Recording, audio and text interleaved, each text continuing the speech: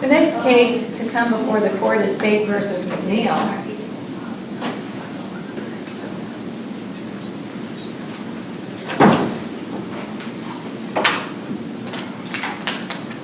We are just a few minutes early. Actually, that clock I don't think is right, period. But we're just a few minutes early according to my timer. Are we able to proceed? Yes, Your Honor. Thank you. Both sides are ready? Yes, Your Honor.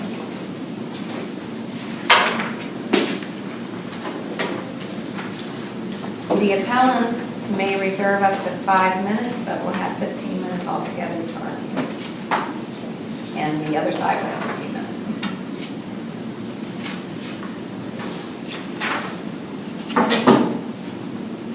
And let me know if you would like to reserve some time, and I'll try to keep track for you.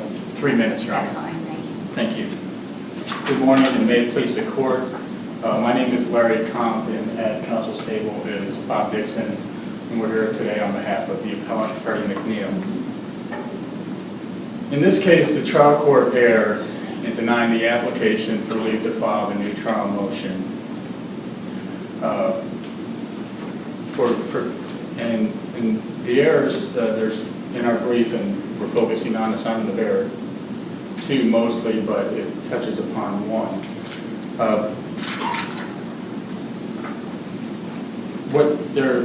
The trial court erred and it didn't consider what we consider four significant factors. The first is 2 layers of prosecutorial misconduct. There's no dispute that the tape that we received in federal discovery had not been disclosed at trial. So the tape had been suppressed for approximately 13 years before we learned of it. That raised issues with us because we knew from a review of the trial transcript that a single tape was considered when the trial court, along with the prosecutor and along with defense counsel at trial, were conducting their Criminal Rule 16 review of that tape. So for us it raised a question, was this the same tape? We received 2 tapes in discovery. Which of the tapes was considered in the Criminal Rule 16 review that was being conducted by the trial court? And so we had to have an answer to that question. The tape that we received initially was not of good quality, and over time, in conjunction with working with the Attorney General's office, we were able to get a better quality tape that we could take to trial counsel. Trial counsel had to consider that tape, consider the transcript, and it was only when we were able to secure his affidavit were we able to support adequately with a required affidavit with the tape the materials necessary to support a new trial. You said it's required affidavit. There's no affidavit required of the motion for leave, is there? Well, but you need it for the motion for new trial. But So what we did is we filed the application for motion for leave to file the new trial, and we attached the new trial motion to that application. And what the process that we engaged in was we didn't know which tape was considered by the trial court when it was doing the Criminal Rule 16. If you look at that transcript, they're only referencing 1 tape, and we had 2. So we were relying on trial counsel's recollection what tape was considered. And there's a discussion between the trial prosecutor and the trial court, should I put this tape in? And it wasn't put in the record. So we couldn't come to the courthouse, listen to the tape, and compare it to the tape we had. We had to get confirmation which tape it was. If it was a tape that was played at trial, then it's an ineffectiveness claim. And you can't file a new trial motion on an ineffectiveness claim because of your argument in an ineffectiveness case is a reasonable trial counsel would have uncovered this case. So you're proving ineffective by disproving your diligence. So we needed to be sure that this was a tape that was not played at trial. And the district court in this case made a finding that we've been reasonably diligent. And that part of the trial court's error is not at least considering that what Judge Wells held of the Northern District of Ohio, that we have been diligent in the manner in which we proceeded before the trial court. When was that ruled? That ruling was, the timing was we filed the application for the new trial. The date, what was the date of her ruling? The date of her ruling was July 30th, 2012. And the second layer that we had, in addition to trying to figure out which tape it was, is we had the prosecutor's argument in state post-conviction that post-conviction exhibit 12, just so I can backtrack, post-conviction exhibit 12 contained information similar to that which was on the tape. We filed what we had when we pursued state post-conviction. That was denied. The prosecutor argued two essential points. One, that because this is a police report, it's not discoverable under Criminal Rule 16, so there's been no Brady violation. The second argument is they argued that this is identical to the tape that we played at trial. That was a finding made by the trial court. Specifically, both arguments were accepted, that this wouldn't have been discoverable under Criminal Rule 16, and that this is the tape that was played at trial. So when we got this tape, we had to deconstruct that finding, because that's a finding that came up on an appeal. The same argument was made, and this court found that there was no misconduct. So that's what made that affidavit so necessary, is because we had to prove two things. One, this wasn't the tape, and two, that this second layer of improper argument, we had to unwind that and prove that this actually was not the tape played at trial. So the arguments previously made to the trial court, which were accepted, and this court, which were accepted, are disproven. And that's why we needed to go back to your initial question a long time ago now. That's why we needed the affidavit from the trial counsel. Otherwise, we file the tape and we have a finding of the trial court and this court that it's already been considered. So that's not a basis for a new trial motion. How long was it? There's a couple relevant time periods with respect to Rule 33, and I think one is 120 days after Correct. Trial, and the day you discover the evidence. Correct. And what's that period of time? When was this second tape first discovered? When were you first made aware? We were aware of it in, I believe, 2007. 2007. Right. Yes. So then the next relevant period, and that's driven by the rule, that period of time, clear and convincing, unavoidably prevented. Correct. Opinion. The next period of time is really a period that's, I think, developed by case law. And that's the period between the time you discover it and the time you file your motion for leave. Correct. And would you agree with me that Ohio case law that's developed requires that to be done within a reasonable time? Correct. Correct. And as I understand your brief, the main reason for that delay between 2007 and 2014 was obtaining this affidavit of counsel. That's the main reason. We filed, 2011 is when we filed, so it wasn't 2014. The motion for leave? The motion for leave, I believe, was September 2011, and I can check that and confirm that on rebuttal. I don't think I have a copy of that. Right. There was a habeas proceeding in the meantime in federal court. Correct, correct. So, Your Honor, and this is, again, the state at the time focused on 120 days period only, didn't focus on from 2007 to 2011. So they focused on 120 days, and that's what we responded to, and this obviously touches on our argument one. You know, we didn't know the trial court was going to focus on this 4-year period. What occurred in that 4-year period is, again, we had to, and if we had been given the opportunity to present this, we would have intended to show we filed the federal subpoena, we received materials, many of the copies were illegible. Mr. Dixon went back to the Lorain Police Department, and only then did we discover the existence of these tapes. So the original response to the subpoena did not include the tapes. It was only, frankly, by happenstance that we discovered these tapes existed. The quality of the tapes were inferior. We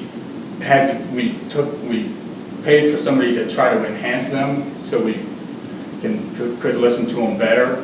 That didn't work, and then we coordinated with the Attorney General's office to finally get a better quality tape. So that took time. We then filed, and this is in the brief, we filed a motion for an investigator, and granting that, Judge Wells found that we've been diligent, and we investigated the contents of these tapes, and that included trying to obtain an affidavit from trial counsel, having them listen to these tapes, look at the trial transcripts, and assess whether or not, one, if he recalled receiving the tape, then we would have no claim. We would have no basis to file a new trial motion. So he didn't recall receiving the tape. So then we had to answer, well, was this the tape played? And then would it have made a difference?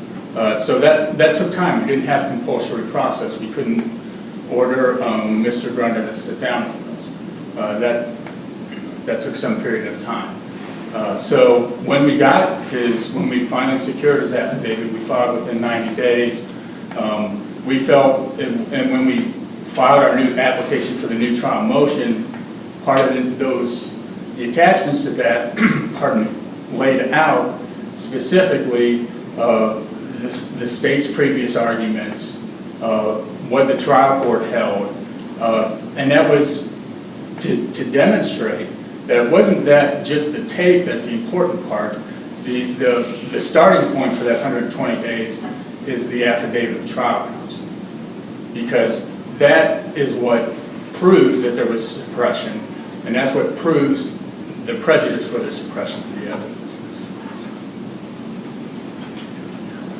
You said that's the start of the 120 days? I thought that's what you just said. Correct. Well, that's what we think starts that if you're going to do the reasonableness standard, it's not just getting the tape. You have to, this court said it in Gilliam, it's not just throwing evidence at the court. You have to attach affidavits to discuss the significance and what this evidence means in the context of the case.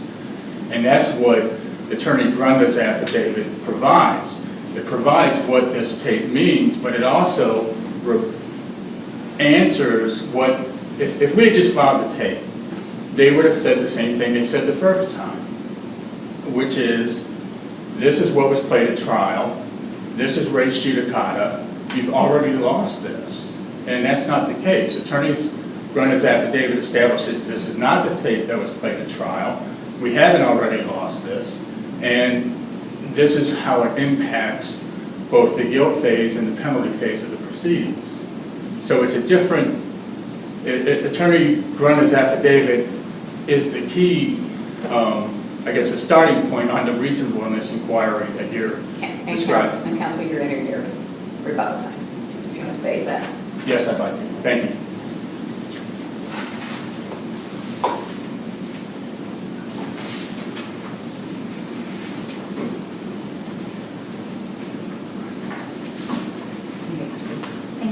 Good morning. May it please the court. My name is Elizabeth Lindberg, and I am here today representing Appellee, the state of Ohio.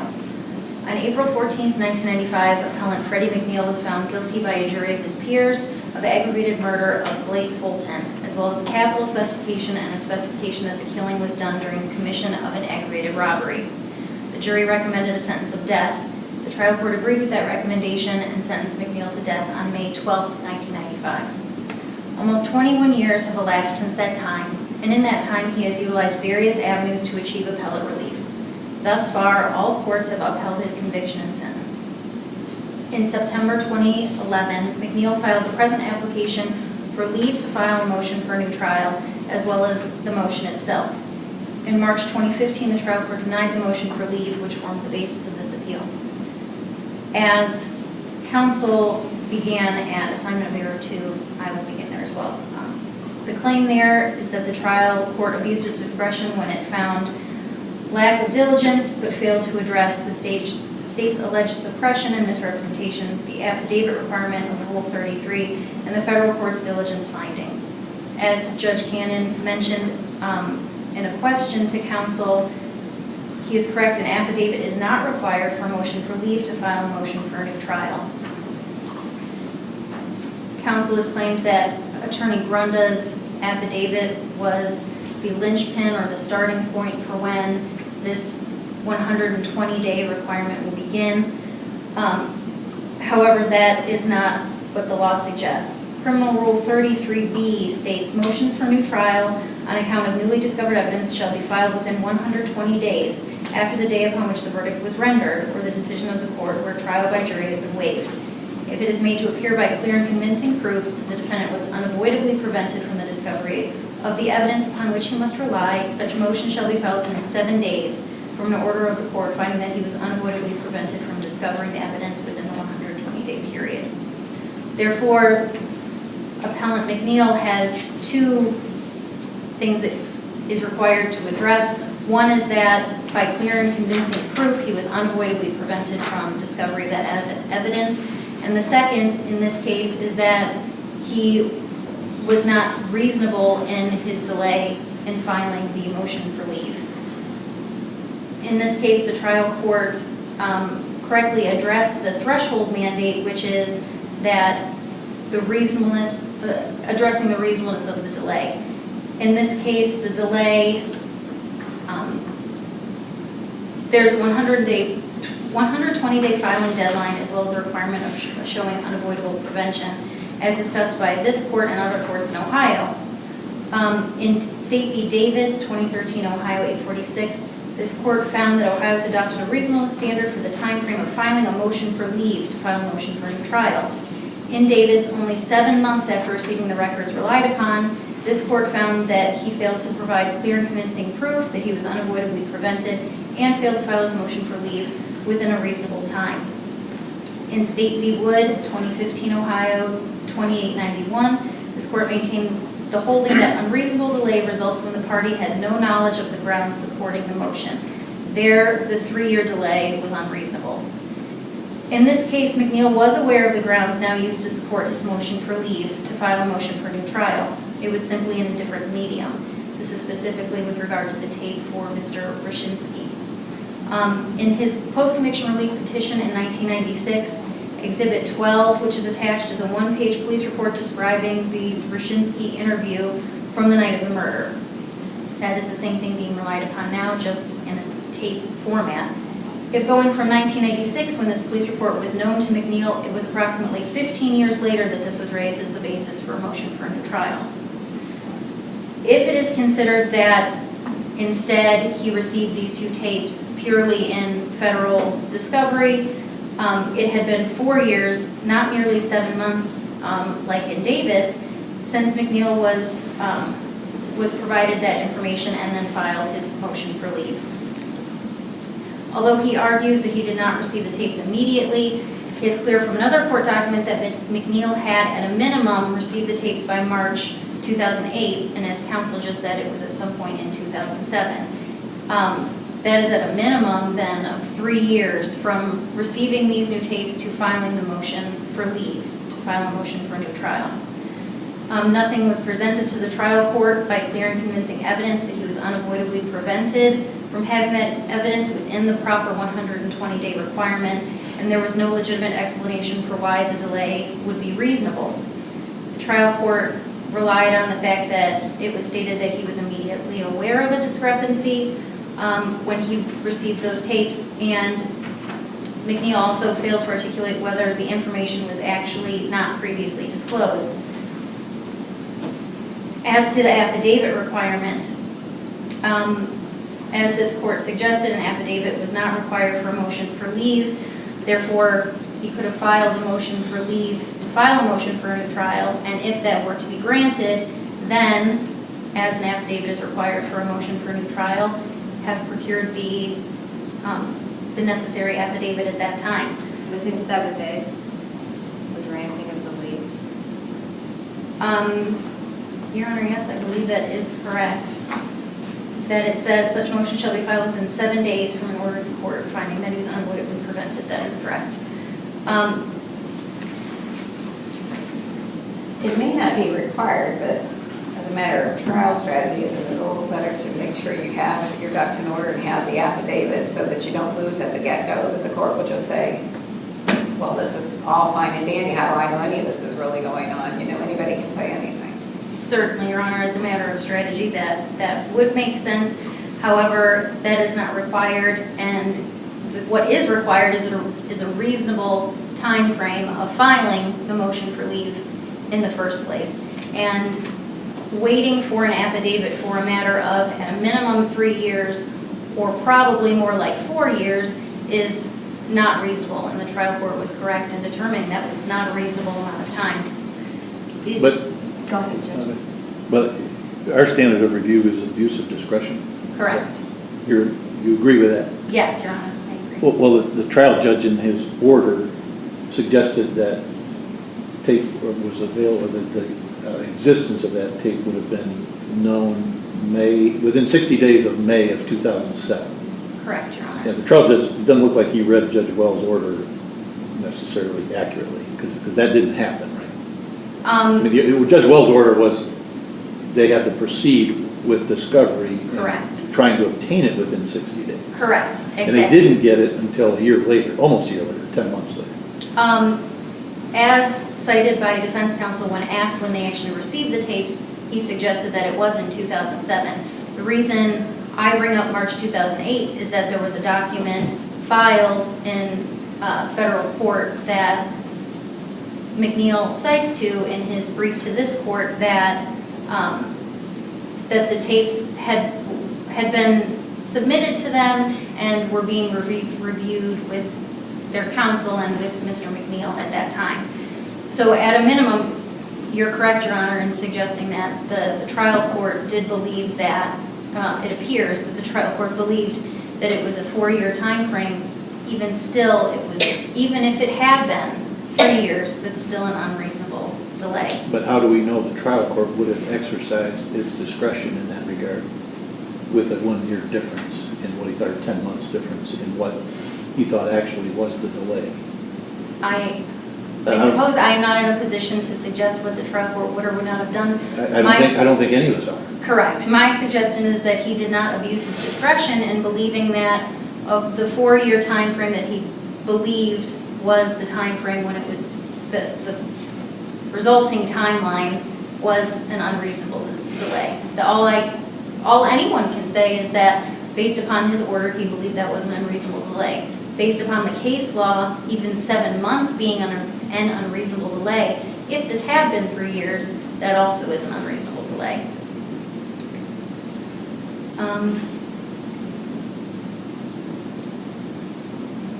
As appellant brings up now, the federal district court, through Judge Wells, put out an entry allowing for a stay of the habeas proceedings and wrote, Mr. McNeill then filed a motion for new trial asserting the new claims in state court within a reasonable period of time. That entry was on July 30th, 2012. However, this is not an issue that is collateral estoppel as argued by appellant in his brief. This motion for leave to file a motion for new trial is a state court request. It involves the application of state law and was determined by a state court. And in fact, Criminal Rule 33, which governs motions for a new trial and arguably motions for leave for a motion for new trial, is a rule of Ohio criminal procedure. Therefore, it is for the state courts to make a determination as to whether or not Mr. McNeill was unavoidably delayed or unavoidably prevented from discovering the evidence, and if his delay was reasonable. In his third assignment of error, Mr. McNeill suggests that the trial court erred in addressing the Petro standard. As discussed previously, the trial court first made the preliminary threshold determination of failure to comply with the 120-day time requirement through a reasonableness standard. That alone was sufficient for the trial court to deny the motion for leave to file a motion for a new trial. The trial court did not need to go any further. That was sufficient. However, the trial court then also viewed the evidence presented as a basis for the motion for new trial and found it to be deficient. In that case, one of the tapes was someone with the name Roseborough, who had been listed as a potential alibi witness for Mr. McNeill prior to trial. However, he was never called at the time of trial. Additionally, in court, Mr. Rashinsky, who is the basis of the second tape, identified Mr. McNeill and stated that the murder happened in front of his house during the trial, and also other individuals identified McNeill as the person involved in the shooting when the case was in trial in court.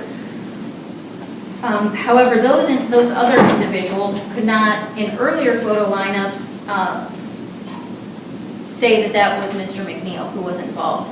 However, the jury in those instances clearly was able to reconcile the inconsistencies in that information. For the trial court found that there was not a strong probability that this allegedly new evidence would change the outcome at trial. Moreover, there's been no prejudice shown as a result of the trial court's additional considerations and conclusion in that matter. As a threshold mandate determination, the trial court was required to find whether or not Mr. McNeill was unavoidably prevented from discovering the evidence upon which he relies. And since he had the delay of past the 120 days, it was the determination of reasonableness of that delay. The court held on, or stated on page 4 of their entry, a gap of more than 4 years without a reasonable explanation for the delay does not suffice. As the trial court determined that it was an unreasonable delay in filing the motion for new trial after having received the information from the federal discovery, the trial court then was accurate in determining that it was not an appropriate amount of delay and that he was not unavoidably prevented from having that information in a timely fashion. For the foregoing reasons, the State of Ohio requests that this honorable court overrule Appellant McNeill's assignments of error and affirm the trial court's order. Thank you. Counsel, I just have a couple quick things. Number one, is there anything in the record that we could see that attempts to justify why the state didn't turn over this additional tape? I know of nothing to that effect. And even through the post-conviction proceedings, it sounded like they maintained there was only one tape. I don't have any information as to that issue. I apologize. Well, if you don't, you don't. It wasn't you. But the second thing, and if you could address, and I hope counsel addresses it when he comes back. Yes. What does this tape, what exculpatory material is in this tape from your perspective that was not known to the defendant or the appellant through the post-conviction proceedings? The state maintains that there is no additional material or exculpatory information on those tapes. As mentioned previously, the tape of Mr. Roshinsky, who testified at trial, was that he, I believe, ultimately what Mr. McNeill relies upon is to say that Mr. Roshinsky didn't point him out in a lineup originally with the police. However, the rest of that police report for Mr. Roshinsky shows that he consistently referred to the assailant as Freddie and that McNeill was identified by other witnesses. And again, at trial, he testified as to those other issues. I am not... He didn't testify at trial that he was unable to identify him in that lineup. No, that is correct. But apparently that was known at the time of the post-conviction relief proceeding. That would have been in the remainder of the police report. But through the post-conviction proceedings, the state was still maintaining he only had one tape. As far as I'm aware, but I could not speak definitively to that.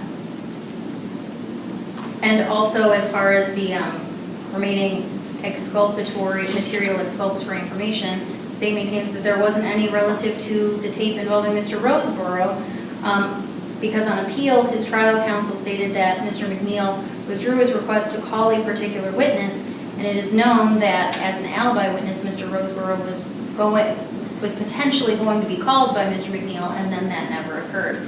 Counsel, you're out of time. Oh, thank you. That's okay, thank you.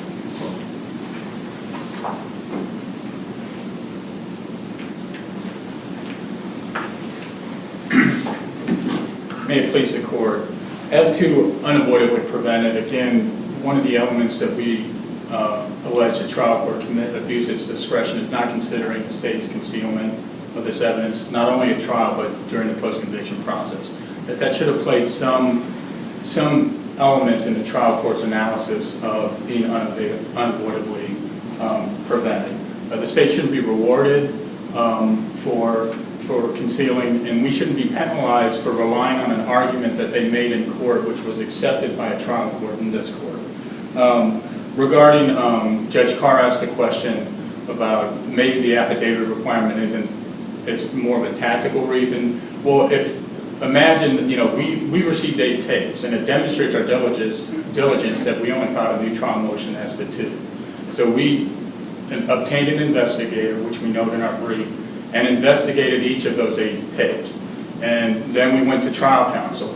So it demonstrates diligence. Otherwise, you'd file a new trial motion, and then you'd file another new trial motion. And then, the manner in which we proceeded, which the district court found to be diligent, avoided piecemeal litigation, and presented the case in the best manner possible. Judge Kent, I don't know if I have any time left, but to address your question, we think it would be compelling. Again, we think the merits analysis may be a little early. We think a remand should occur to the trial court first. But it's very different to cross-examine somebody regarding an alleged out-of-court identification where they were unable to pick your suspect, and play a tape for 12 jurors where that individual cannot pick your client out of a lineup that's in front of them. So, and that was part of the post-conviction argument. But all we had was the police report summarizing it. But you knew it. You knew he was unable to pick him out of a lineup at the time of the post-conviction. But that's under Criminal Rule 16. That's not admissible. So you can't. That's why we lost. They held that it wasn't admissible, and trial counsel couldn't have used it. The tape, the medium, they keep saying, well, all we have is a different medium. Well, that medium's critically important because these are his words. And it's the medium that makes this tape admissible, makes it a very effective cross-examination tool. And that's, I think like with the state, we're talking past each other. They won in post-conviction because of the medium, because it was only a hearsay-written police report. And now they're saying because of the medium, we should lose again. Well, you can't have it both ways. We lost because of this in post-conviction. But now the medium is something that makes it admissible. And it's a very, very effective cross-examination tool to play that tape in front of these jurors. And then you also have, there's a point where, they're showing them photos and you hear this tapping on the table. And so if this had been, you would have been able to file a motion to try to suppress the in-court identification based on the suggested lineup, because clearly you hear somebody tapping the table. So is that a detective tapping the table to plant that this is the individual that did this offense? And this defense was a misidentification case, and this would have been critical evidence as Attorney Brenda's advocate suggested. Thank you so much. Thank you. Thank you both sides for your arguments presented to the court. The court will take the matter under advisement and issue a written opinion, and will also release it on our website.